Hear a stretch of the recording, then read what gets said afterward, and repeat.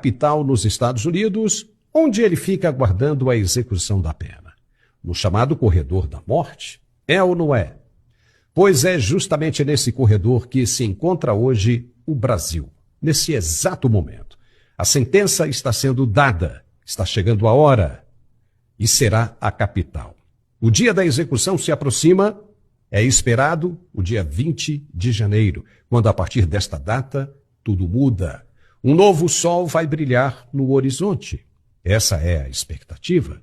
E aquele que não acredita, que vive dizendo entre as rodas de familiares que não vai dar em nada, que não vai acontecer absolutamente nada, terá uma desagradável surpresa. Pois devo informar que vai acontecer sim. E não há a menor possibilidade que seja o contrário. O próprio Itamaraty já avisou o governo Lula para se preparar para tempos difíceis, extremamente turbulentos, que se aproximam. E quão turbulentos serão esses dias? Os piores possíveis. Ao ponto de terminar com impeachments? Sim, ao ponto de terminar com impeachments, no plural, e principalmente prisões, muitas delas. Será um tempo de dores de cabeça horríveis. E há como se fazer isso sem dar um único tiro ou uma rebelião popular? Sim, há, e de muitas maneiras. A ex-presidente Dilma Rousseff caiu por muito menos. Se lembra disso? Ela tinha apenas problemas de ordem econômica contra ela, contra o governo dela. Hoje, o atual presidente tem problemas econômicos ainda maiores que daquela época e muitos outros de ordem diplomática, que afetam diretamente o tabuleiro da geopolítica. E por que ele coleciona essa quantidade toda de problemas? Porque foi inconsequente, teve excesso de confiança e se escorou em um poder que supostamente o garantiria pela eternidade no comando do cargo. Os caras achavam que tinham encontrado a fórmula perfeita do sucesso, que haviam chegado no poder e que, com a força que demonstravam ter, jamais deixariam o que conquistaram. Estava tudo perfeito demais. Forças Armadas, Executivo, Judiciário, o Legislativo foi sufocado. E se eles reclamarem, a gente vai lá, multa e prende. Eles ficam com medo e recuam. Foi desse jeito. E estava funcionando muito bem. Tão bem que essa gente, ainda hoje, não acredita que um plano tão perfeitamente elaborado possa não existir mais em tão pouco tempo. Mas como assim? Nós fizemos tudo certo para durar para sempre. Sim, fizeram, mas deixaram rastros e não contavam com a astúcia e o reagrupamento dos adversários, não acreditaram na inteligência da resistência, subestimaram os chamados manés e agora não admitem mais a lição que estão tomando. É difícil mesmo de aceitar que aquele mané virou o jogo. Virou. Não acreditam e não irão largar o osso, vão espernear e cair todos agarrados e ainda não acreditando no que vai acontecer. Não se vê nenhum movimento que indique um arrependimento ou sabedoria para se buscar uma longevidade maior. Nada. Apenas orgulho e soberba. Então fazer o quê? O presidente do Brasil foi o que começou com essa história de moeda única para os BRICS negociarem suas mercadorias entre os países membros. Foi ou não foi? Todos aplaudiram, principalmente a Rússia, que apodrece com as sanções impostas pelos americanos e europeus, está à beira da falência completa e pede desesperadamente por uma solução menos desonrosa que coloque fim à guerra de mais de 2 anos. E essa luz no fim do túnel da Rússia está próxima.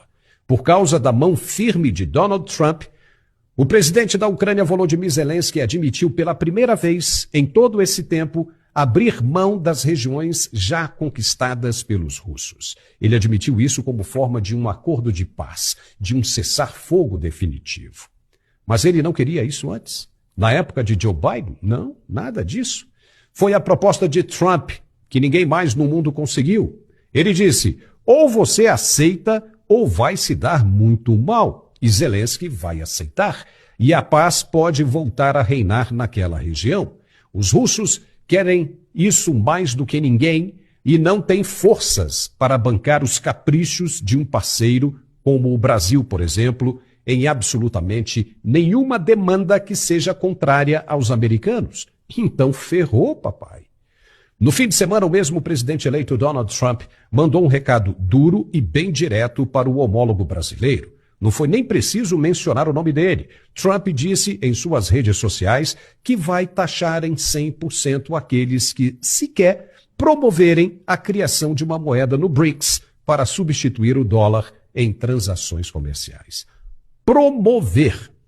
E quem tem espalhado em todos os encontros internacionais que o BRICS precisa fazer negócio com sua própria moeda? Quem disse isso? Sim, o presidente Lula. Trump foi duraço. E o que representa isso? Tudo. Os Estados Unidos são o maior comprador dos produtos brasileiros depois da China. E não adianta ficar com ideologismos baratos, com discursos universitários de anti-imperialismo e coisa e tal. Não adianta. Isso não cola mais. Trump já conhece muito bem o Brasil e suas autoridades. O país não aguenta uma sobretaxa de 100% dos produtos comercializados. Não aguenta. E aí vem o senador Randolph Rodrigues, do PT do Amapá, líder do governo no Congresso, e diz que os Estados Unidos e o presidente eleito Donald Trump não têm moral para falar dos BRICS. Isso mesmo. Continua assim. Quanto mais besteiras falarem, melhor. Muito melhor. Quando o porrete descer, aí vão se dar conta que talvez fosse melhor ficar de boca fechada.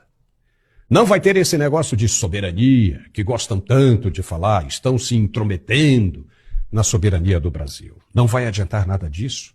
Veja o que estão dizendo de Trump se meter nos conflitos do leste europeu e do Oriente Médio. Quem vai dar ouvidos para as autoridades brasileiras quando elas começarem a espernear? Quem? Trump já disse que Nicolás Maduro, por exemplo, deixa a Venezuela em janeiro. E quer saber mais? Ele não vai derramar uma gota de suor sequer para que isso aconteça. Os puxa-sacos dele é que vão fazer o serviço. E Maduro vai deixar sim o governo com a viola no saco. Você acha que Putin vai se opor? Ou Xi Jinping? Os dois têm muitos interesses com a chegada de Trump, que já prometeu entregar Taiwan para a China depois de retirar todas as fábricas de microchips de lá. Então, a quem Maduro e as autoridades brasileiras vão recorrer quando o bicho pegar para valer? Quem? Não vai ter mais Joe Biden e nem o FBI para dar suporte. Eles, aliás, estarão agora do outro lado. A ONU, se abrir a boca, perde a sede em Nova York. Donald Trump já disse isso, mandou recado para a organização também. A OEA perde o dinheirinho de todo mês. Então vai restar quem? E o senador Randolph falando besteira por aí. Está jogando mais lenha nessa fogueira. Fogueira essa que está com o fogo bem alto depois das declarações da primeira-dama brasileira sobre o braço direito de Donald Trump, Elon Musk. Então é fato que o Brasil que conhecemos hoje, com essas autoridades, está metaforicamente no corredor da morte, só esperando pela hora da execução. Por isso estamos vendo o esperneio de quem agoniza de tanta aflição. E será apenas o início. Como os caras dão sinais de que preferem ver para acreditar, a partir de janeiro o Brasil começará a respirar novos ares. E se o Conselho servir para alguma coisa, seria muito bom quem for provido de inteligência já saltar desse navio que afunda a cada momento. Saltar para não sofrer depois. E daqui a pouco a gente vai falar de outros assuntos bem interessantes.